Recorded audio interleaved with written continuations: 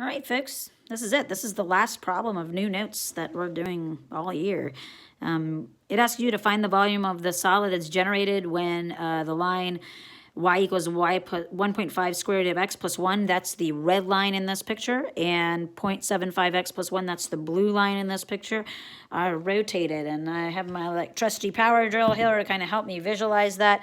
So there's the beautiful equation, and I'm going to just spin it a little bit. You can see that there is a hole in the middle of it. So when I create that, there's that outer gap, but you can see that there's still a hole there in the middle of the equation. When you draw it out on paper, it kind of looks like that, and you can see that it's creating a ring in the center that has a gap in it. You can also see that we're rotating around this axis right here, and there's all this white space between the top line and the bottom line. There's all this white space in between. That kind of helps you understand that there's a hole in the graph too. So again, what is the shape of this cross section? Well, that, my friends, is a circle with a gap. And as we learned in geometry, when you have a circle with a gap, you need to do pi, the outer circle, minus pi r squared, and pi r squared is the gap circle, and that will give you the filled in space. So again, it's going to rotate around. It's going to create this thickness of the graph where you can kind of see this ring right here, but there is going to be a hole in the graph. So how do we do this? Well, let's go back over here real quick. I always like to visualize it by drawing where the radius is. So the outer radius starts from the outer line to what you're rotating around. And remember, whenever we do a right minus left, whenever we go towards the x-axis, the y-axis, any cross section, the equations need to be in x equals form, which you're not seeing here. So let's go ahead and change this first outer equation. I'm going to subtract 1. I'm going to divide by the 1.5, and I'm going to square to get rid of the square root. And notice I'm not even simplifying this or multiplying it out. I'm just saying x equals this whole thing. So when I come back over here, I have this lovely little line from the red line to the black line. The red line is the outer and the black line is the center.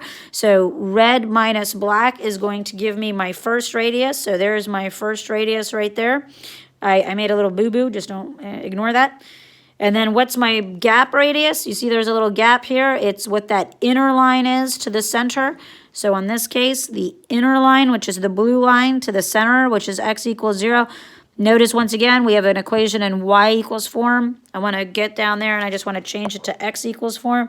So I'm going to subtract 1 and divide by the 0.75. And then I can say, all right, blue minus black. The blue function is y minus 1 over 0.75 minus 0. And that's going to be my little radius or my gap radius. So I now have my big outer radius. I have my little gap radius.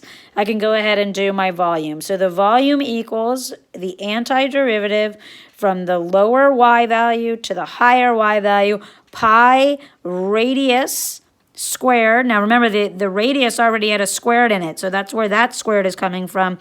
And then it's pi radius squared minus pi radius squared. This is the outer radius, and this is the inner gap radius. You notice I put brackets around the whole thing. I didn't simplify it. I just went ahead and put it in my calculator, and I get my answer. And there we go. If we were in class, I would be playing Kool and the Gang right now and showing off my own beautiful dance moves. Maybe I'll do that on video conferencing later this week. Okay, but that's it. That's the last of the new notes.